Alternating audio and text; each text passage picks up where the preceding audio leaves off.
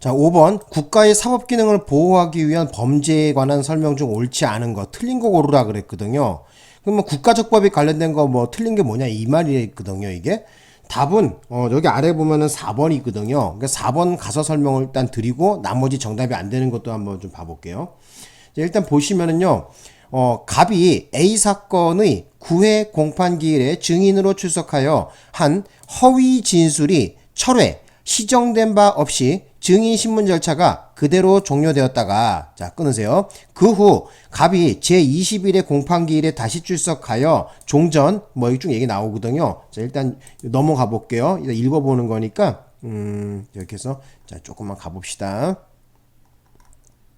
예, 여기 해야 되겠죠. 예, 여긴가? 아, 이거 아니잖아. 잠깐만요. 여기 화면 조정하기가 좀 힘드네. 예. 자, 됐습니다. 자, 봅시다. 선서의 효력이 유지됨을 고지받고 증언하면서 종전 기일한 진술이 허위의 진술임을 시인하고, 허위의 진술을 시인했답니다. 이를 철회하는 취지 진술을 하였다면 갑에게는 위증죄가 성립하지 않는다 이렇게 나왔는데, 자, 이 경우 위증죄 성립하거든요. 이거 일단 틀렸어요. 일단 다시 한번 돌아가 볼게요. 자, 다시 한번 돌아가면은, 자, 거기 자, 봅시다. 자, 여기 아까 가보자. 예. 자, 여기에 대한 얘기를 좀 해볼게요, 내가. 지금 이게 어떻게 된 거냐면요. 이제 공판기일이 이렇게 정해지면은, 제1회, 제2회, 제3회 이렇게 공판기일이 있어요.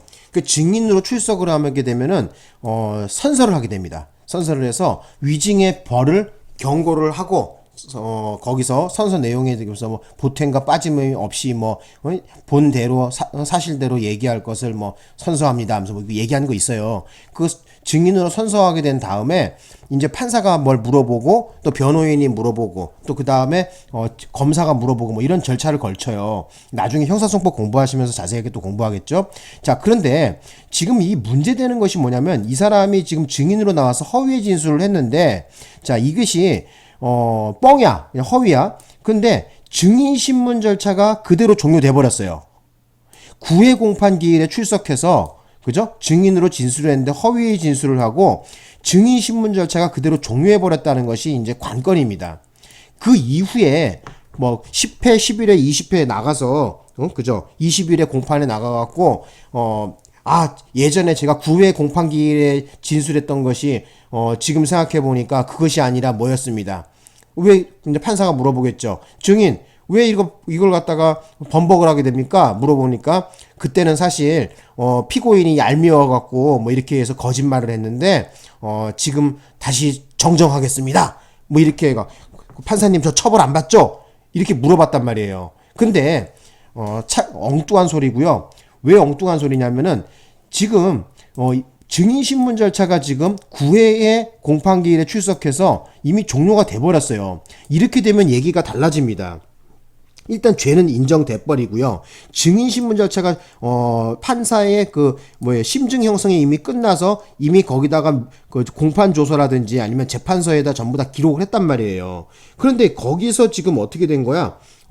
나중에 20일에 공판에 가갖고, 그때 얘기한 거, 뻥쳤다, 이렇게 얘기하게 되면은, 일단 죄는 인정되게 되고, 필요적 감면에 해당되는 거죠. 일단, 죄는 인정이 됩니다. 왜? 그 이유가 뭐예요? 증인신문 절차가 종료가 됐기 때문에 그래요.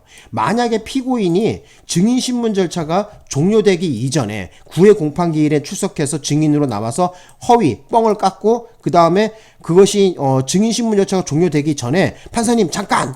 뭐 그런 거 있잖아요. 잠깐! 뭐 해서 하는 거. 제가 지금 이렇게 진술한 앞에 이렇게 진술한 것은 확실한 바가 없는데 피고인이 얄미워서 이렇게 좀 과장되게 좀 얘기하게 됐습니다. 하면서 바로 잡으면 증인신문 절차가 종료되기 전에 바로 잡으면 이 사람은 죄가 되지 않습니다. 그죠? 빠져나오게 되는 거예요. 죄가 성립되지 않죠. 하지만 증인신문 절차가 지금 종료가 돼버렸단 말이에요. 그대로 종료됐다는 요 멘트가 지금 들어가 있잖아요. 이렇게 되면은 죄는 성립을 하되, 일단 죄는 성립이 되되 필요적 감면에 해당되는 거죠. 20일에 공판에 가갖고 다시 그걸 갖다가 정정하게 되면은, 수정하게 되면은 필요적 감면에 해당되게 됩니다. 그래서 여러분이 아셔야 되는 것은 증인신문 절차가 종료가 됐냐 안 됐냐가 중요한 거예요. 되셨나요? 예. 선서는 9회 공판기일에 한 번만 하면 되고요. 20일에 나와서 또 나와서 선서하진 않아요. 그러니까 9회 때 나와서 선서하고 그 다음에 거기서 출석해서 진술을 하게 되고, 그리고 증인신문 절차가 종료되기 이전에 바로 잡게 되면은 판사님 제가 지금 뻥쳤는데 그거 거짓말입니다, 사실은 이렇습니다라고 얘기하면은 죄가 되지 않지만, 증인신문 절차가 지금 그대로 종료돼 버린 상태에서 나중에 훗날 20일의 공판에 나와갖고 정정한다는 것은 바로 위증죄가 됩니다. 허위의 진술을 하게 된 거죠. 그래서 위증이 된다는 얘기죠. 그래서 여러분이 아셔야 되는 것은 증인신문 절차가 종료됐냐 안 됐냐가 중요해요. 그러니까 공판기일에 출석해갖고 그날 당일날 바로 판사가 물어볼 때 대답한 걸 갖다 그날 당일날 종료하기 전에, 증인신문 절차 종료하기 전에 바로 잡으면 상관이 없지만, 증인신문 절차가 종료된 다음에는 이미 꽝이야, 죄는 성립해 버린 거예요. 그래서 나중에 훗날 20일의 공판에 와갖고 다시 번복한다 하더라도 필요적 감면의 대상일 뿐이지 이것이 죄가 안 되는 것은 아닙니다. 그래서 위증이 성립합니다. 그래서 아까 그 부분이 틀려서 정답이 4번이 되는 것이죠. 되셨죠? 자, 그 다음에 이제 나머지 정답이 안 되는 것도 한번 보겠습니다. 이제 자, 거기시 동그라미 1번부터 볼까요? 신고자가 허위라고 확신한 사실을 신고한 경우뿐만 아니라 진실하다는 확신 없는 사실을 신고하는 경우에도 무고죄의 범위를 인정할 수 있다. 우리 판시한 내용이죠. 이거 뭐 공부 다 해서 여러분 아실 거 아니에요. 그죠? 이 정도는. 그 다음에 동그라미 2번에 보겠습니다. 동그라미 2번에 보시면 타인으로 하여금 형사처분을 받게 할 목적으로 공무소에 대하여 허위의 사실을 신고하였다 하더라도 그 사실이 친고죄로서 그에 대한 고소기관에 경과하여 고소를 제기할 수 없음이 그 신고 내용 자체에, 자 여기 중요합니다, 신고 내용 자체에 뭐 어쩐다? 분명한 때에는 무고가 성립하지 않습니다. 왜 그러냐면은 바로 형사처벌을 받을 우려가 명백히 없기 때문에 그렇습니다. 다시 한번 말씀드릴게요. 자, 신고 내용 자체에 바로 공소를 제기할 수 없는 것이 명백할 때에는, 분명할 때에는 바로 무고가 성립하지 않는다는 걸 좀 알아두십시오. 왜 그러냐면은 피고인이 처벌을 받을 우려가 없거든요. 이런 경우에, 명백한 경우에는. 그래서 신고 내용 자체에 바로 분명히 공소시효가 완성된 것이, 아니면 공소시효 완성된다, 고소기간이 경과했다든지, 그죠? 공소시효가 완성된 것이 명백하다면은 뭐예요? 이 피고인이 처벌받을 우려가 없는 거죠. 그래서 무고가 성립하지 않죠. 되셨나요? 예. 그럼 나중에 나오겠죠. 공소권 없음 이런 거로 나오겠죠. 예. 자, 그 다음에 이제 또 3번에 가볼까요? 이제 3번. 자, 여기 봅시다. 3번. 예. 허위로 신고한 사실이 무고행위 당시 형사처분의 대상이 될 수 있었던 경우에는 무고죄가 성립하고, 오케이. 이후에 그러한 사실이 형사범죄가 되지 않는 것으로 판례가 변경된. 여러분, 판례 변경된 건 아무 영향을 미치지 않아. 다 아셔야 되는 것이 뭐냐면은, 판례는 첫날, 백날, 만날 다 바뀌어 아무리 변경된다 하더라도 어떤 죄 성립에 영향을 미치지 않습니다. 이것이 여러분들 시험 치러 가면은 시험 문제 지문에 맨날 보면은 이런 게 잘 나오더라고. 판례가 변경되어 변경되어 갖고 무슨 죄가 성립되지 않는다 하는데, 여러분이 왜 판례를 자꾸 이런 문제에 현혹되냐면은, 시험 볼 때 맨날 판례 많이 공부하고 외우잖아요. 그러니까 이제 판례가 무슨 하나님인 줄 알고 있어. 그래갖고 자꾸 무슨 판례가 변경되면은 판례가 변경되게 되면은 죄가 성립하지 않는다 이렇게 생각하는데, 전혀 그렇지 않습니다. 무고죄 성립에 아무런 영향을 미치지 못합니다. 그대로 죄가 성립됩니다. 예, 알아두셨으면 합니다. 그래서 판례가 하나님이 아니라는 것도 좀 알려드릴게요. 예. 그러니까 여러분들이 자꾸 그런 거에 맨날 판례 공부하고 하니까 이게 판례가 대단한 줄 아는데 아무것도 아니야. 이게 판사들이 내린 하나의 다 판결들이야. 이런 거 대단한 게 아니라고. 우리 수험생한테는 이게 대단한 것이지, 일반적으로 우리 일상생활에 살아나가는 일반인들한테는 아무런 대단한 게 아니야. 자, 이제 4번은 아까 설명했으니까 이제 4번 그 꼬랑지 뒷부분에 가서 한번 또 보자. 자, 올라가 볼게. 자, 봅시다. 여기 나왔네, 이제. 예. 자, 이제 5번에 대해서 동그라미 5번에 대해서 할 말이 되게 많은데, 한번 봅시다. 변호인 갑이 A의 가명을 받기 위하여, 자, 동그라미 하세요. 어디? 가명. 뭐라고요? 가명. 그죠? 가명을 받기 위해서 A은행 계좌에서 B 회사의 명의 은행 계좌로 금원을 송금하고 다시 되돌려받는 행위를 반복했어요. 그러니까, 지금 이 사람이 뭐냐면은 감형을 받기 위해서는 뭐예요? 저 원상복귀를 해야 된다. 네가 돈을 갖다가 저기 뭐야 지급한 거로 송금한 기록이 있으면 아무래도 피해 회복을 했다는 것에 변제했다는 것에 판사님이 좀 봐줄 것이다. 뭐 이렇게 변호인이 뭐 이렇게 뭐 주장을 했나 보여. 그래갖고 이제 이 변호인이 이제 뭐 이 A라는 사람 감형받기 위해서 뭐라 그랬냐면은 막 돈을 갖다가 이제 A 은행 은행에서 뭐 B 은행으로 왔다 갔다 하고 뭐 이렇게 했어요. 그리고 송금 자료를 갖다가 이제 한 거 전산 기록이 있잖아요. A 은행에서 B 은행으로 붙였다는 이런 저거 있잖아요. 기록 같은 거. 그래서 여기는 비회사네. 비회사명의 은행 계좌로 왔다 갔다 하는 것을 갖다가 자료를 만들었어요. 송금 자료를. 만들어 갖고 이것을 갖다가 법원에 제출을 했거든요. 자, 그랬더니만 나중에 이것이 뽀록이 났어요. 이게. 너 이 새끼 감형받기 위해 갖고 이거 가짜로 이거 은행 계좌에서 돈이 왔다 갔다 한 거 가짜로 송금 자료 만들어서 너 법원에 제출한 거 아니야. 해갖고 걸렸거든요. 그래갖고 이것을 증거 위조다 하면서 검사가 다시 기소하게 됩니다. 자, 이 경우에 참 속이 타들어가죠. 그죠? 그런데 우리 법원에서는 어떻게 봤냐면은 우리가 문서죄에서 말하는 뭐예요? 위조하고 증거 위조죄에서 말하는 위조는 차별을 두고 있습니다. 증거 위조죄에서 말하는 위조라는 것은 뭐냐면요. 그 증거 자체의 위조를 얘기하는 거거든요. 예를 들어 이런 경우에는 증거 위조가 되는 거겠죠. 돈이 왔다 갔다 하지도 않았는데 집에서 타이프를 쳐갖고 컴퓨터로 타이프 쳐갖고 이렇게 해서 송금자 우리은행, 국민은행 해갖고 송금 자료를 만들어갖고 법원에 제출했다면은 문제가 되겠죠. 하지만 지금 그게 아니라 실제 은행 계좌에서 바로 지금 뭐예요? 이 회사 명의의 은행 계좌로 지금 돈이 오갔단 말이에요. 실제가 오갔단 말이에요.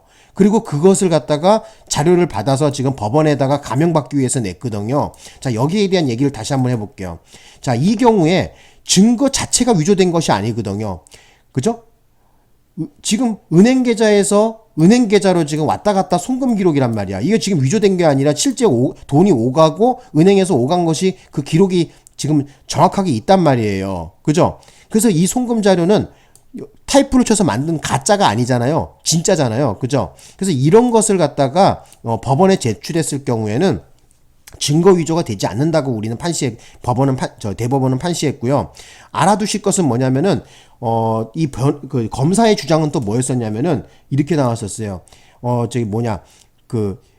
어찌됐던 이 감형받는 건 양형과 관련된 거 아니에요? 우리 형법 제51조 연선주장 동수결정 양형의 참작 사유에 해당되는 감형을 받기 위해서 지금 제출한 서류가 지금 가짜다 이렇게 해갖고 지금 주장을 했었는데 그 대법원에서는 뭐냐면 그 송금 자료가 은행에서 은행 왔다 갔다 한 건 사실이 맞지 않느냐?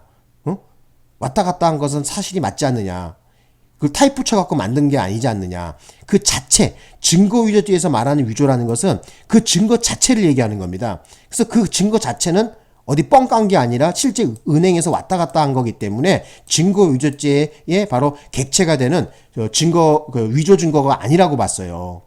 그리고 또 하나 알아두실 것은 뭐냐면은 우리 그 증거 위조죄에서 말하는 그런 증거 같은 것은요, 형사사법에 관련된 모든 것을 다 형벌권 유무가 발동하는 모든 자료를 다 얘기하는 거거든요. 예를 들어 갖고 양형의 자료, 정상참작의 자료, 또는 형벌권의 유죄, 무죄의 자료, 유리하건 불리하건 모든 형사사법에 관련된 모든 자료를 전부 증거 위조죄에서 말하는 증거 위조의 그 객체가 되거든요. 그런데 거기서 말하는 증거 위조죄에서 그 위조 물건이라는 것은 뭐냐면은 증거 자체를 얘기하는 거기 때문에 여기 5번에서 나와 있는 것처럼 A 은행에서 B 은행, 그러니까 은행에서 왔다 갔다 해갖고 실제 그런 기록이 있고 그런 돈이 왔다 갔다 한 그 자료, 이것은 사실이 그대로잖아요. 그죠? 예, 어디 이것을 타이프 쳐서 만든 게 아니란 말이에요. 그렇기 때문에 우리 법원은 증거위조죄의 객체가 되지 않는다고 봤어요. 대법원에서는. 그래서 이것을 증거위조죄가 성립하지 않는다. 맞는 지문으로 봤습니다. 제가 좀 난해하게 설명했나요? 일단 최대한 쉽게 설명한다고 했는데 여러분이 좀 어려워하실 수도 있는데요. 제가 다음에 더 멋있게 설명을 해갖고 다시 한번 올려드릴게요. 그래서 아까 전에 우리 다시 한번 돌아가는데 저기 뭐예요?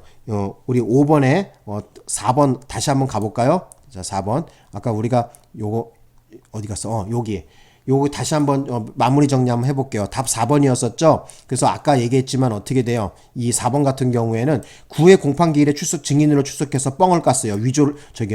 허위의 진술을 했단 말이에요. 그죠? 위증을 했죠? 그러면 이 위증한 놈이 언제까지 뻥 깐 거라고 다시 뻥 깐 것이 잘못됐다고 바로 잡으면 되냐면, 증인신문 절차가 종료되기 전까지만 바로 잡아주면 바로 위증죄에서 해방될 수가 있어요. 하지만 증인신문 절차가 종료된 다음에 20일에 공판에 나와갖고 그 예전에 9회 공판 때 나와서 얘기한 거 뻥입니다 하고 판사한테 얘기하면은 그거는 죄는 성립합니다.